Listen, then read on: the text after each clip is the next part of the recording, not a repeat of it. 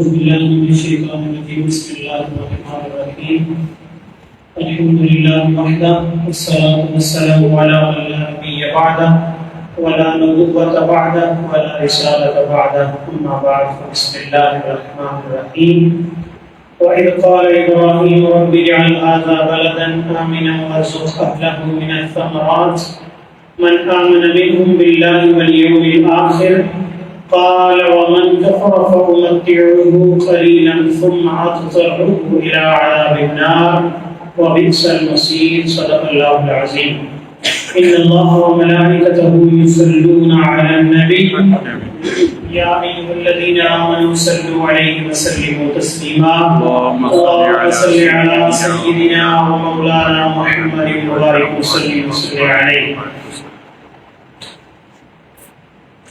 فرمان مصطفیٰ علیہ تحیت و ثنا ہے. حضور نبی رحمت صلی اللہ علیہ وسلم نے ارشاد فرمایا میرے غلاموں جب تم کسی پریشانی میں مبتلا ہو جاؤ تو میری ذات پہ درود پڑھا کرو. مسند المجالس کے اندر یہ روایت منقول ہے. آقا فرماتے ہیں میری ذات پہ درود پڑھا کرو. ہوگا کیا؟ اللہ کے رسول فرماتے ہیں یہ درود ہے یہ تمہاری پریشانیوں کو تمہارے دکھوں کو اور تمہاری مصیبتوں کو دور کرنے والا ہے.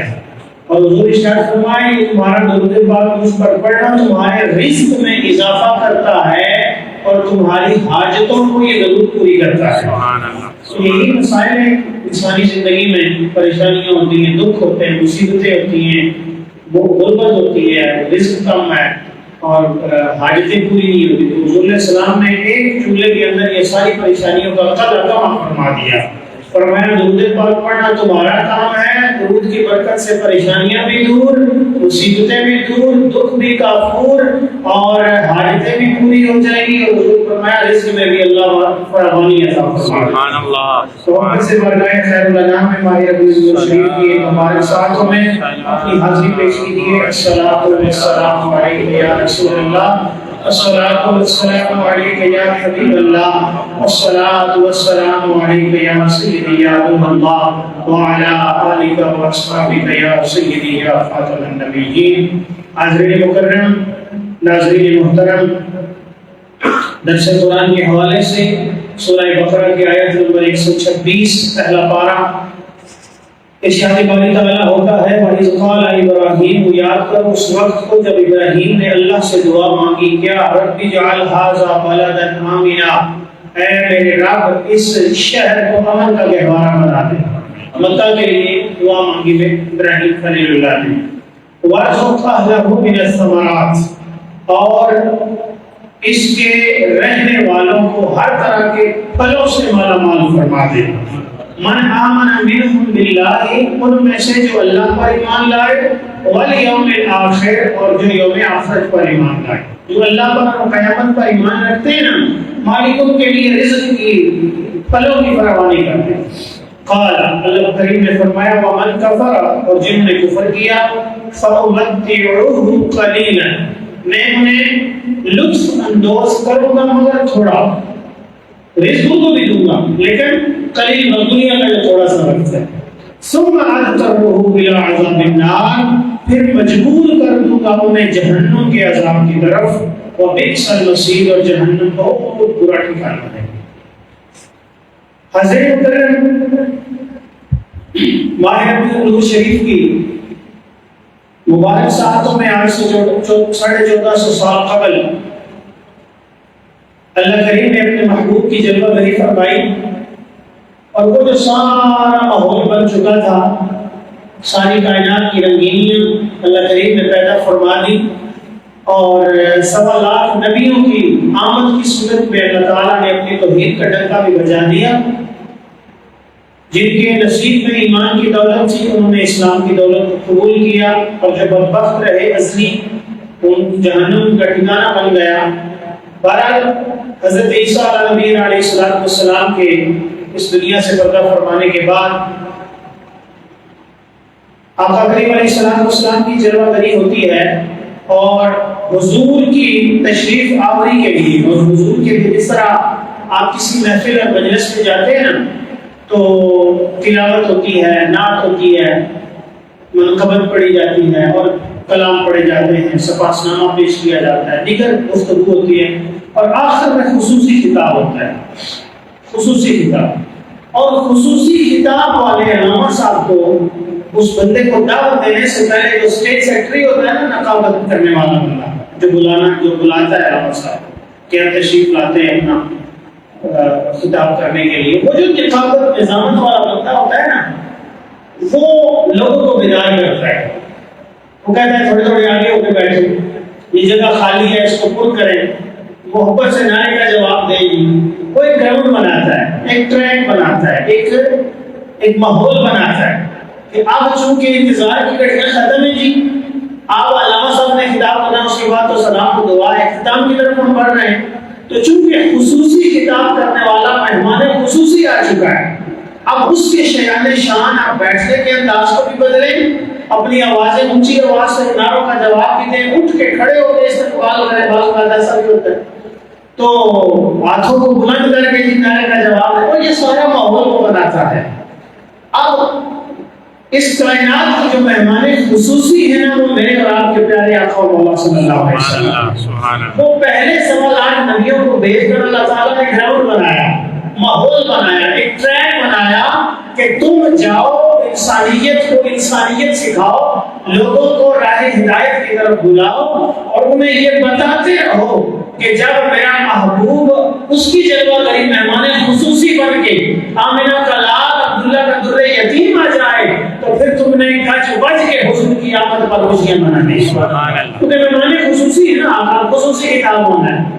اب کائنات جو ہے وہ آگے بڑھنے لگی ہے، تو جس طرح ہمارے یہاں دنیا کا دستور ہوتا ہے، تو ویسے ہی اللہ کریم نے بھی یہ سارا اہتمام فرمایا۔ اور اس کی جو نشأت ثانیہ ہے، ابتدا تو آدم علیہ السلام سے ہوئی نا، آغاز تو حضرت آدم علیہ السلام سے ہوا، لیکن جو اس کی نشأت ثانیہ، اس کو عروج اور جو بلندی اور رفعت ملی، وہ حضرت ابراہیم علیہ السلام سے ملی۔ وہ کس صورت میں؟ کوئی آیت کی طرف سورہ بقرہ کی آیت نمبر 126 فرمایا، یاد کرو محبوب اس وقت کو جب ابراہیم اپنے رب سے دعا کر رہے تھے۔ اب ابراہیم علیہ السلام لگ بھگ 3000 سال پہلے حضور سے تشریف لائے، اور ابراہیم علیہ السلام نے کعبے کی تعمیر کر دی، اور پھر اللہ کے حضور التجا کر رہے ہیں، مالک میں نے اپنی بیوی کو اکیلے اور ایک دودھ پیتے بچے کو بے آب و گیا وادی میں چھوڑ دیا، پینے جو کا پانی نہیں ہے، کھانے جو بھی کوئی چیز نہیں ہے، تو مالک تیرے حکم پہ میں نے چھوڑ دیا ہے، اب کرنا کیا ہے مالک؟ میں تیرا بندہ خلیل ہو کے التجا کرتا ہوں مالک کہ اس شہر کو امن کا گہوارہ بنا دے۔ جنگل ہے، بیابان ہے، اکیلی عورت ہے، شیر خار دودھ پیتا بچہ ہے مالک، یہاں تو جانور ہوں گے، موذی جانور، سانپ بچھو ہوں گے، اور جانور جو درندے ہوتے ہیں جنگلی وہ ہوں گے، تو مالک میں تیرا خلیل ہو کے التجا کرتا ہوں ان سارے موذی جانوروں سے میری بیوی اور بچے کو محفوظ رکھنا۔ اب دیکھیے کہ دعا کے اندر اثر کتنا ہوتا ہے، جب بندہ دل سے دعا مانگتا ہے، اللہ کا بندہ اللہ کے حضور دعا۔ حضرت ابراہیم علیہ السلام نے اس وقت اور اس ماحول کے لیے دعا مانگی تھی، مالک مکہ کو، اس شہر کو، اس کو امن کا گہوارہ بنا دے، اس شہر کو ہر قسم کے موذی جانور سے، حملے سے، اور لوگوں کے معاملات سے، اور کسی بھی دنگا اور فساد سے مالک تو اس کو پاکیزہ کر دے۔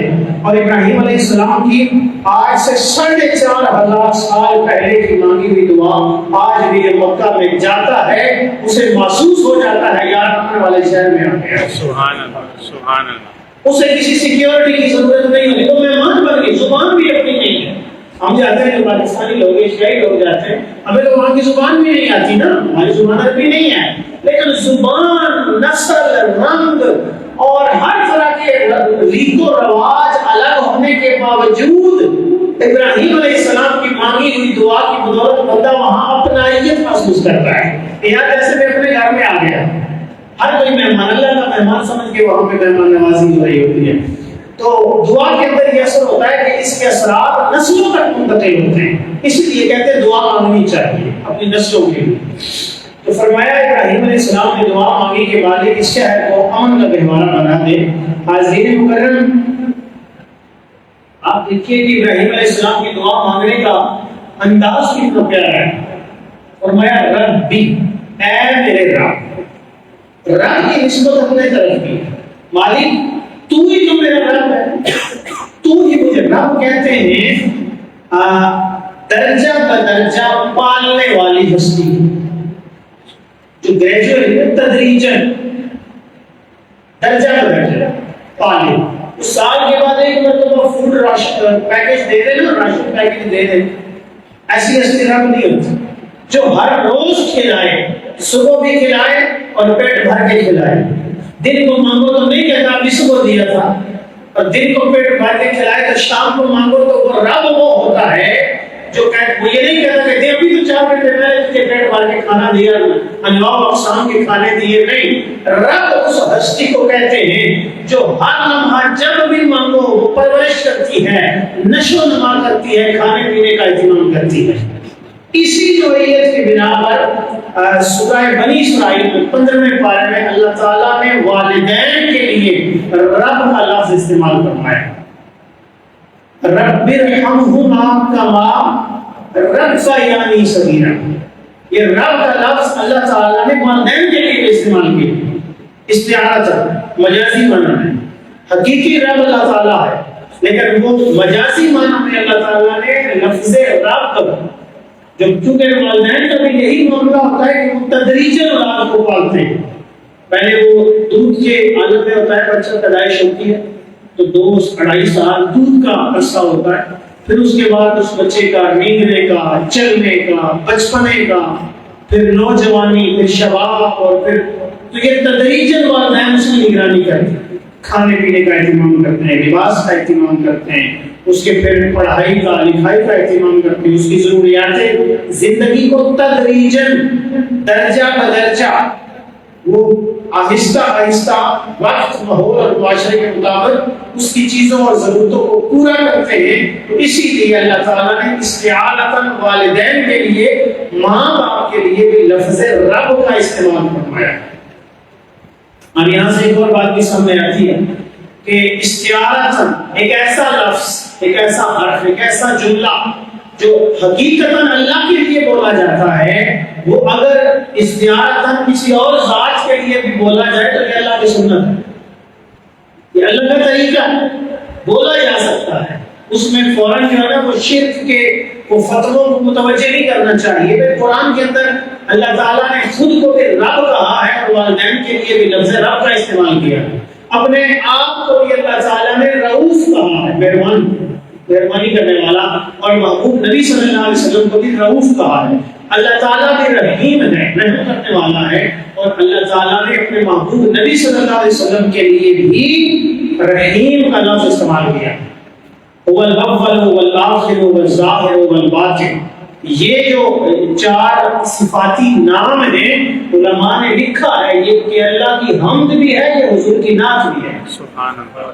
جس طرح اللہ اول ہے، ہر کائنات کی ہر چیز سے پہلے ہے، ہر چیز سے پہلے، چیز تو چیز ہی نہیں تھی، چیز نام کوئی نہیں تھا، اس وقت میں رب موجود تھا، اس لحاظ سے وہ اول ہے. اور پھر اپنے بعد سب سے پہلے مخلوق میں اللہ تعالیٰ نے اپنے محبوب کے نور کو پیدا فرمایا، تو اس نوعیت سے حضور بھی سب سے اول ہے. پھر اللہ آخر بھی ہے، جب کچھ نہیں بچے گا تو اللہ بچے گا. وَيَبْقَى وَجْهُ رَبِّكَ ذُو الْجَلَالِ وَالْإِكْرَامِ. ہر چیز فنا ہو جائے گی، رب تعالیٰ کی ذات باقی رہے گی. جس طرح وہ اول ہے اسی طرح آخر میں بھی وہی ہے. تو اسی طرح اللہ کے پیارے رسول صلی اللہ علیہ وآلہ وسلم بھی چونکہ پیدائش میں سب سے پہلے ہیں، لیکن بعثت میں اور تخلیق میں سب سے پہلے ہیں، اور بعثت میں اور ظہور میں تمام نبیوں سے آخر میں تشریف لائے. تو یہ جو جملے ہیں یہ اللہ کی حمد بھی ہے، ثنا بھی ہے، اور حضور نبی رحمت صلی اللہ علیہ وسلم کی نعت بھی ہے. والأول والآخر والظاہر والباطن. تو کہنے کا مطلب یہ ہے کہ ابراہیم علیہ السلام نے دعا کے لیے، دعا مانگنے کے لیے جو ابتدا کی اور طریقہ اختیار کیا، اور رب تعالیٰ کو پہلے پکارا رب بھی، اے میرے رب. لیکن نا رشتہ بڑا گہرا ہے ابراہیم کا اور اللہ کا. خلیل ہے نا، دوست ہے، خلت عطا فرمائی حضرت ابراہیم علیہ السلام کو میرے ڈال دیا اور دوست بنایا، خلیل بنایا. تو دوستوں کے درمیان چونکہ بے تکلفی ہوتی ہے، بے تکلفی ہوتی ہے. وہ بال بال دوست ملتے ہیں نا تو سلام بھی نہیں کرتے، کہتے ہیں یار صحیح ہے، کون سا ایسا تکلف نہیں کرتے نا دوست. اسی تیسری بات کیا، دور سے آ رہے ہوتے ہیں تو وہیں سے ہنسی مذاق شروع ہو جاتی ہے، باتیں شروع ہو جاتی ہیں. لیکن حضرت ابراہیم علیہ السلام کو اللہ تعالیٰ نے دوستی کے معیار عطا فرمائے، اپنا دوست بنایا. لیکن ابراہیم علیہ السلام نے رب کو جب بھی پکارا تو رب کو اس کے ادب اور احترام کے ساتھ اور اس کے مقام ربوبیت کو سامنے رکھتے ہوئے فرمایا ربی، اے میرے رب. اور اسی کی طرف حضور نبی رحمت صلی اللہ علیہ وسلم نے بھی حکم ارشاد فرمایا جب بھی تم اللہ کے حضور کوئی دعا مانگو، التجا اپنی مرضی پیش کرو، تو حضور فرماتے ہیں کہ پھر پہلے اللہ کی حمد و ثنا بیان کرو، اللہ کی تعریف و توصیف کرو. علماء نے اس میں بڑی پیاری بات لکھی ہے. وہ کہتے ہیں جب کوئی بھکاری، گداگر، سوالی، مانگنے والا کسی کے در پہ جاتا ہے، گھر پہ جاتا ہے، تو وہ پہلے دروازہ کھٹکھٹا کے نا آگے سے اندر سے کوئی آواز آئے نا تو دعائیں دینا شروع کر دیتا ہے. بھاگ لگے رہیں، جیتے رہو، بچے جیوان، خوشیاں ملن، وہ اس طرح کے جملے بولتے ہیں. ہمارے یہاں جو لوگ آتے ہیں نا مانگنے کے لیے گداگر، تو وہی مانگتے ہیں. تو وہ کتنا بھی بندہ کنجوس ہو نا، جب یہ دعائیں سنتا ہے نا کہ اللہ تجھے اولاد کی خوشیاں نصیب کرے، اللہ تیرا عزت کا شملہ اونچا رکھے، اللہ تعالیٰ بھاگ لگے رہیں، یہ جو لفظ جملے بولتے ہیں گداگر، تو اس کا دل نرم پڑ جاتا ہے، وہ کچھ نہ کچھ ضرور دے دیتا ہے. تو علماء نے لکھا جب رب کے در پہ جاؤ نا تو بھکاری بن کے جاؤ، گداگر، سائل، سوالی بن کے جاؤ، منگتے بن کے جاؤ رب کی بارگاہ میں. اور جب اس کی بارگاہ میں جاؤ تو اس کی شان کے لائق کہ تو ہی رب ہے، تو ہی رحمان ہے، تو رحیم ہے، تو مالک ہے، تو قادر ہے، تو خالق ہے، تو رازق ہے، تو داتا ہے، تو دینے والا ہے. اس کی بارگاہ میں ان حمد و ثنا کے الفاظ کے ساتھ جب اس کی بارگاہ میں تم گڑ گڑاؤ گے، التجائیں کرو گے، تو یہ اللہ کے رسول صلی اللہ علیہ وسلم نے فرمایا کہ جب تم اس انداز سے دعا مانگو گے تو اللہ کریم اس دعا کو قبول فرما لیتا ہے. تو ابراہیم علیہ السلام نے بھی یہی رخ اختیار فرمایا، یہی طریق اختیار فرمایا کہ اے میرے رب اجعل ھذا بلدا آمنا، مالک اس شہر مکہ کو امن والا بنا دے. اور کیسا امن والا بنایا؟ ایسا امن والا بنایا کہ آج تک پھر کسی کو ضرورت نہ ہوئی. وہ ابراہیم نے حملہ کیا تھا، حملہ اس نے کیا تھا، اور پھر اس کا قرآن کے اندر جو حشر بیان ہوا ہے کہ وہ جس طرح بھوسا ہوتا ہے، بھوسا پور جسے ہم کہتے ہیں، بڑے بڑے ہاتھی لے کے آیا تھا وہ. اور اللہ تعالیٰ نے چھوٹی چھوٹی ابابیل پرندے، چھوٹے چھوٹے پرندے، ان کے منہ کے اندر چھوٹے چھوٹے کنکر دیے. تو روایات کے اندر آتا ہے وہ اوپر سے کنکر، وہ پتھر چھوٹے چھوٹے کنکریاں پھینکتے، وہ ایک کنکری ایک سوار کے سر پہ لگتی، اس کا جسم بھی چڑ جاتا، ہاتھی بھی دو لخت ہو جاتا، دو ٹکڑوں میں ہاتھی بٹ جاتا. بڑے بڑے دیو ہیکل قسم کے ہاتھی وہ دو ٹکڑے ہو جاتے ایک اس کنکر کی وجہ سے. اللہ تعالیٰ نے اس کا سورہ فیل کے اندر الم تر کیف فعل ربک باصحاب الفیل، فیل والوں کے ساتھ کیا کیا؟ کو بنا دیا، بھوسا بنا دیا اللہ تعالیٰ نے. تو ایسا امن والا بنایا. حضور نبی اکرم صلی اللہ علیہ وسلم نے فرمایا قرب قیامت میں جب قیامت قریب آئے گی، بالکل آخری بڑی نشانیاں ظاہر ہو جائیں گی، تو دجال ادار ہوگا. دجال اس کائنات کا بہت بڑا فتنہ ہے، بہت بڑا فتنہ ہے. اللہ ہمیں محفوظ رکھے. اتنا بڑا فتنہ ہے کہ حضور السلام نے اس کی نشانیاں بیان فرمائی. آقا فرماتے ہیں اس کے ایک ہاتھ میں آگ جل رہی ہوگی اور دوسرے ہاتھ میں پھول کھلے ہوں گے. پوچھنے میں بتایا جائے گا کہ جو ہاتھ میں آگ جل رہی ہے یہ جہنم ہے. جو اس کو نہیں مانے گا، دجال کو نہیں مانے گا، وہ اٹھا کے اسے دہکتی ہوئی آگ کے اندر ڈال دے گا، اور دوسرے ہاتھ پہ پھول کھلے ہوں گے. پوچھنے میں بتایا جائے گا کہ اس کی جنت ہے، جو اس کو مانے گا وہ اٹھا کے اس کو اس میں ڈال دے گا. حضور فرماتے ہیں جو ظاہری طور پہ آگ جل رہی ہوگی نا، لوگ اسے نہیں مانیں گے، اٹھا کے وہ آگ کے اندر ڈالے گا، حقیقت وہ رب کی جنت ہوگی. سبحان اللہ. تو ظاہری طور پہ وہ آگ جل رہی ہوگی، اس کے ہاتھ میں بڑا دیو ہے، بہت بڑا اس کا جسم ہوگا، اور ہاتھ ہماری طرح نہیں ہوں گے کہ چھوٹے چھوٹے، بڑے بڑے اس کے ہاتھ ہوں گے، اور ان کے اوپر آگ دہک رہی ہوگی. وہ اٹھا کے آگ کے اندر ڈالے گا، جیسے ہی بندہ اس کے اندر جائے گا نیچے چلا جائے گا، اور نیچے جنت کی بہاریں اس کا مقدر بن جائیں گی. اور جو ظاہری طور پہ پھول ہوں گے جو اس کو ماننے والے ہوں گے دجال کو، تو وہ اٹھا کے ان کو پھولوں کے اوپر رکھے گا. وہ جب نیچے جائیں گے تو وہاں اللہ کی جہنم دہک رہی ہوگی اور وہ اس کا ایندھن بن جائیں گے. حاضرین مکرم، وہ اتنا بڑا فتنہ ہے، اتنا بڑا فتنہ کہ لوگ جو کہیں گے نا بھائی تو اگر خدائی کا دعویٰ کرے گا، میں خدا ہوں تمہارا، مجھے سجدہ کرو، میں معبود ہوں، عبادت کروں، میں دجال کہے گا تو وہ کہیں گے دلیل دے کہ تو رب ہے. وہ کہے گا دلیل مانگو، کیا مانگتے ہو؟ تو لوگ دلیل کے طور پر اسے کہیں گے کہ تو بارش برسا. وہ آسمان کی طرف اشارہ کرے گا، بارش برسنا شروع ہو جائے گی، بادل برسنا شروع ہو جائیں گے. لوگ کہیں گے سبزہ ہوگا، وہ زمین کو اشارہ کرے گا، زمین سے پھل ٹوٹے پورے شروع ہو جائیں گے. اتنا بڑا وہ فتنہ ہے. ایسے میں کون بچ پائے گا؟ بڑا مشکل اور بڑا اوکھا وقت ہوگا. حضور نبی رحمت صلی اللہ علیہ وسلم نے فرمایا اتنا بڑا فتنہ بھی نہ مکہ میں داخل ہو سکے گا نہ مدینے میں داخل ہو سکے گا. کیوں کہ ان دونوں شہروں کو نبیوں کے دعاؤں کے اثرات گزر گئے، نبی دنیا سے چلے گئے، دعا ایک بار مانگی پھر ختم ہو گئی، لیکن ان کے اثرات صبح قیامت تک ان شہروں پر سائبان کی طرح کام کرتے ہیں، سائے کی طرح کام کرتے رہیں گے. کہ نبیوں کی دعاؤں کا اثر ہے کہ دجال جو زمین سے سبزے اگا رہا ہے، آسمان سے بارشیں برسا رہا ہے، جو اٹھا کے لوگوں کو جہنم اور جنت کے حوالے کر رہا ہے، مکہ اور مدینہ کے اندر داخلے کی جرأت اس دجال عین کو بھی نہیں ہوگی. ایسا امن والا بنا دیا مکہ شہر. پھر حضور نبی رحمت صلی اللہ علیہ وسلم آپ نے اس کی تفسیر بیان کرتے ہوئے فرمایا جو آگے الفاظ ہیں وَرْزُقْ أَهْلَهُ مِنَ الثَّمَرَاتِ، اے مالک اس شہر کے رہنے والوں کو، اس جنگل بیابان تھا نا اس وقت، اس کو شہر بنا دے، امن والا بنا دے، اور پھر اس کے رہنے والوں کو، اس کے اہلیان مکہ کو مالک تو ہر قسم کے پھل ثمرات عطا فرما، ہر قسم کے کھانے کی چیزیں وافر مقدار میں عطا فرما. اللہ کریم سب کو مکے کی مدینہ کی بہاریں نصیب فرمائے. یقین جانیے کائنات کے اندر جو پھل کسی نے سوچا نہیں ہوتا، دیکھا نہیں ہوتا، سنا نہیں ہوتا، وہ مکہ اور مدینہ کے اندر وافر مقدار میں انسان کو مل جاتا ہے، اور خالص حالت میں، صحیح فریش تازی حالت میں. اور پھر یہ بھی بڑا کرم ہوتا ہے کہ معافی مل جاتا ہے، مفت مل جاتا ہے. اللہ کے مہمان بن کے جو جاتے ہیں انہیں مفت میں مل جاتا ہے.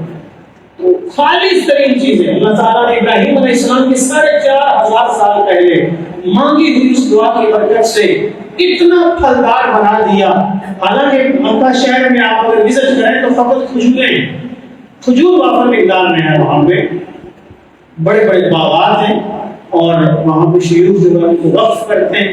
اس کے علاوہ وہاں پہ آپ کو دور دراز کے چٹیل میدان ہے، پتھریلا علاقہ ہے، چٹانیں ہیں، پہاڑ ہیں.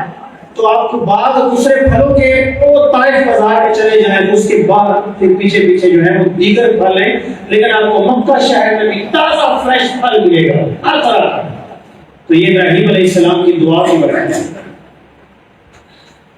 اچھا پھر فرمایا کس کو دینا ہے پھل مالک؟ من آمن منہم باللہ، جو اللہ پر ایمان لایا، جو اللہ پر ایمان لایا، والیوم الآخر، اور جو یوم آخرت پر قیامت پر ایمان لایا، مالک اس کو پھل دینا.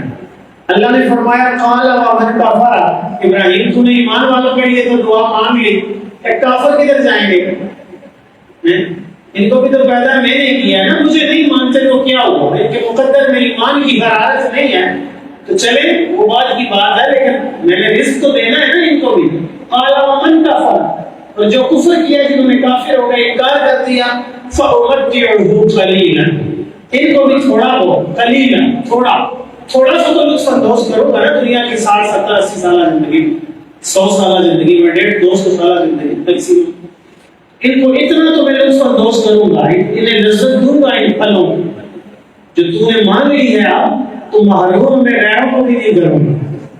ابراہیم تو نے تو اپنوں کے لیے مانگا ہے نا، لیکن چونکہ میں رب، مجھے رب کہا ہے نا تو نے، وہ بالکل ابتدائی جو لفظ ہے بھائی تو قال ابراہیم ربی، اے میرے رب، تو رب تو میں سب کا ہوں.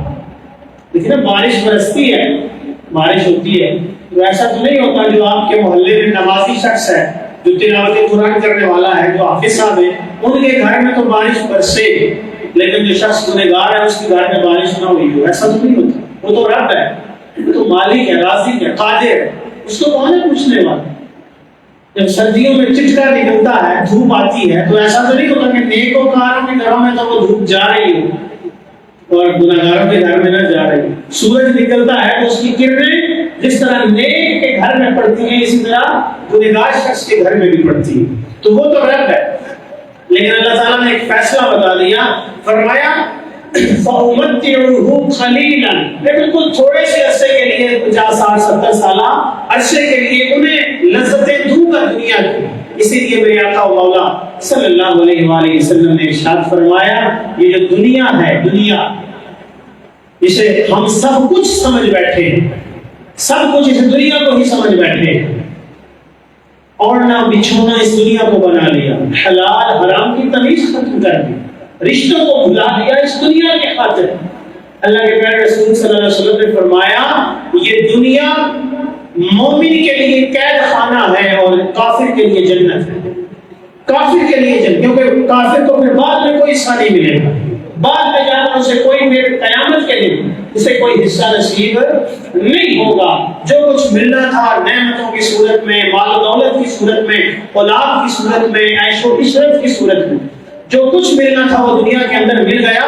اب اسے قیامت کے دن کوئی اللہ کی رحمت سے، اللہ کی جنت سے کوئی اس کو نہیں ملے گا۔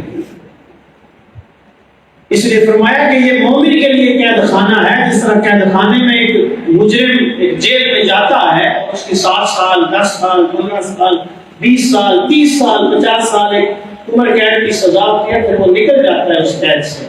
تو یہ مومن اس کائنات کے اندر ایک قید کی مانند رہتا ہے، ایک جیل کے اندر رہتا ہے۔ جب اس کی روح اس قفس مصری سے پرواز کرے گی، اگر زندگی اس نے اللہ اور اس کے رسول کے احکامات کے مطابق گزاری ہے، ادھر روح اس پنجرے سے آزاد ہوگی، اللہ کی جنت کی بہاریں اس کا استقبال کر رہی ہیں۔ شرط یہ ہے کہ زندگی تو اس کی مرضی سے گزار، آج جو 60-70 سالہ زندگی ہے تو اس کی مرضی سے گزار کے جا، پھر اللہ جنت میں تجھے وہ عطا کرے گا جو تیری مرضی ہوگی، جو تیری مرضی ہوگی۔ انہوں نے فرمایا نا، بندہ دل کے مومن میں جنت میں بیٹھے ہوئے، جنت میں پہنچ جائیں گے، وہ جنت میں بیٹھے ہوئے، دل میں فقط خیال آئے گا، ایک لہر آئے گی، ایک گزر ہوگا، ایک تصور، ایک فکر پیدا ہوگی کہ آج کھانے کو یہ چیز دل کرتا ہے، فلاں پھل کھانے کو دل کرتا ہے۔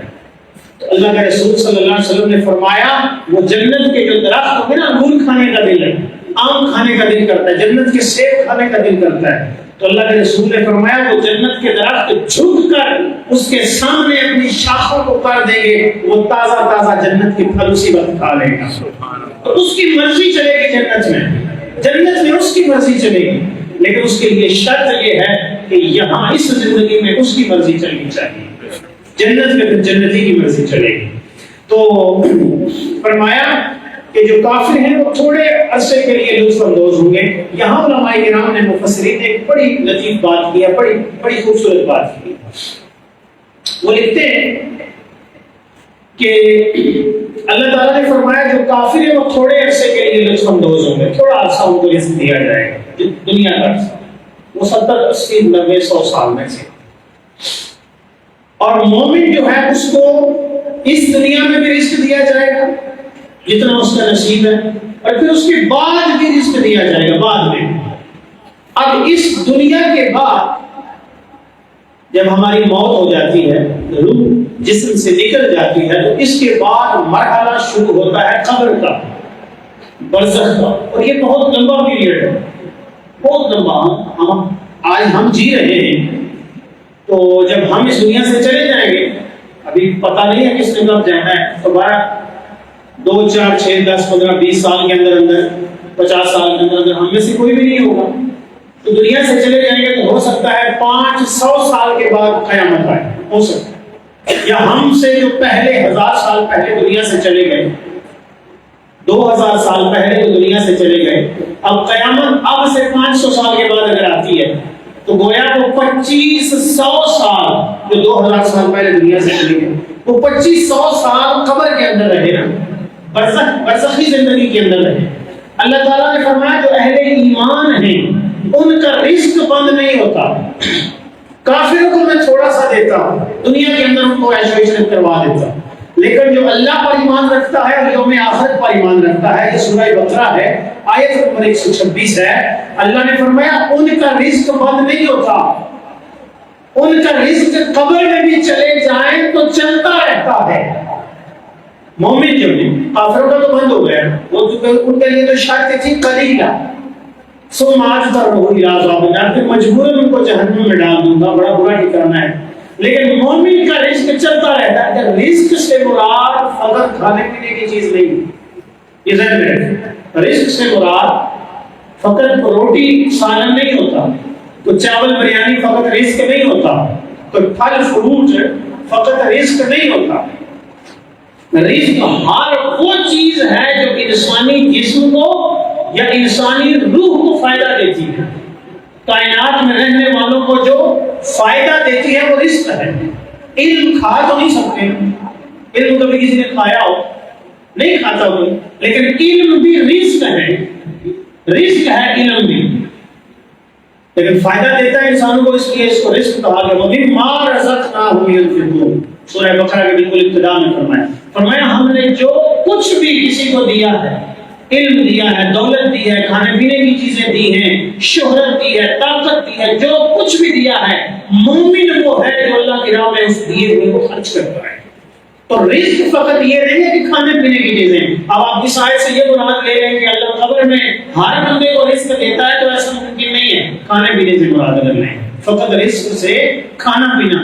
تو اللہ تعالیٰ نے فرمایا مومن کا رزق بند نہیں ہوتا، یہ بندہ ایک مومن جب قبر میں چلا جاتا ہے تو اس کے اپنے ہاتھوں کے کیے ہوئے نیک کام، صدقہ جاریہ جو دنیا میں وہ کر کے گیا، اس نے نیک اولاد چھوڑی، اس نے صدقہ جاریہ کیا، اس نے علم نافع چھوڑا، کسی کو اچھی بات بتائی تھی، لوگ اس پہ عمل کرنا شروع ہو گئے، تو فرمایا وہ قبر میں بھی چلا جاتا ہے، اس کی زندگی کا اختتام ہو جاتا ہے، جان جسم سے نکل جاتی ہے، پھر بھی اس کا ثواب اسے قبر میں بھی پہنچتا رہتا ہے۔ یہ قرآن کی آیت بتا رہی ہے، کیونکہ بندہ مومن کا رزق کا حاصل کرنے کا پیریڈ وہ قلیل نہیں ہے، وہ بڑا کثیر ہے، صبح قیامت تک اس کو ثواب ملتا رہے گا۔ اللہ کے رسول نے فرمایا بندہ اٹھے گا، پہاڑ دیکھے گا نیکیوں کے، عرض کرے گا مالک میں تو بڑا ماڑا بندہ تھا، نیکیاں میرے مقدر میں اتنی کہاں، میں تو بڑا گنہگار تھا، تو اللہ فرمائے گا کہ تم نیکیوں کر کے آیا تھا، جو نیک اولاد چھوڑ کے آیا تھا، تیرے پیچھے جو تھے وہ تیرے لیے دعائیں کرتے رہے، میں اس کو جمع کرتا رہا، یہ جو اونچے اونچے پہاڑ دیکھ رہا ہے کہ تیرے بعد تیرے پیچھے والوں نے تیرے صدقہ جاریہ کے طور پہ تیرے لیے اہتمام کرتے رہے۔ تو رزق بندہ مومن کا کبھی بند نہیں ہوتا۔ اللہ تعالیٰ ہمارے لیے عمل کی راہیں آسان فرمائے۔ ابراہیم علیہ السلام نے فرمایا ربی، اے میرے رب، جب بھی دعا کریں رب کے ساتھ رشتہ پکا کر کے، رشتہ پورا کر کے دعا کریں گے تو اللہ کریم اس کو ضرور مقبول فرمائے گا۔ اللہ تعالیٰ جملہ دعاؤں کو اس امت مسلموں کے حق میں قبول فرمائے۔ یہ دو چار اعلانات ہیں، سماعت فرما لیں۔ آج بعد نماز عشاء کنگر گالا مسجد میں محفل پاک کا اہتمام ہو رہا ہے، آپ کی شرکت کی دعوت دی جاتی ہے۔ پرسوں بروز اتوار مسجد بھلو باڑی کے اندر بعد نماز ظہر محفل میلاد مصطفیٰ کا اہتمام ہے، آپ کو اس میں بھی شرکت کی دعوت دی جاتی ہے۔ پرسوں ہی بروز اتوار بوڑی گاؤں مسجد کے اندر نماز ظہر کے بعد محفل میلاد کا اہتمام ہے، اس میں بھی سب احباب کو شرکت کی دعوت دی جاتی ہے۔ اس کے علاوہ حضور علیہ السلام کی آمد کے سلسلے میں جو میڈیکل کیمپ لگایا گیا، جو جلوس اور جلسہ کیا گیا، اس میں آپ تمام احباب نے بھرپور شرکت فرمائی ہے۔ میں تمام احباب کا تہ دل سے شکریہ ادا کرتا ہوں۔ اللہ کریم آپ کو سب کو اس کی جزا عطا فرمائے۔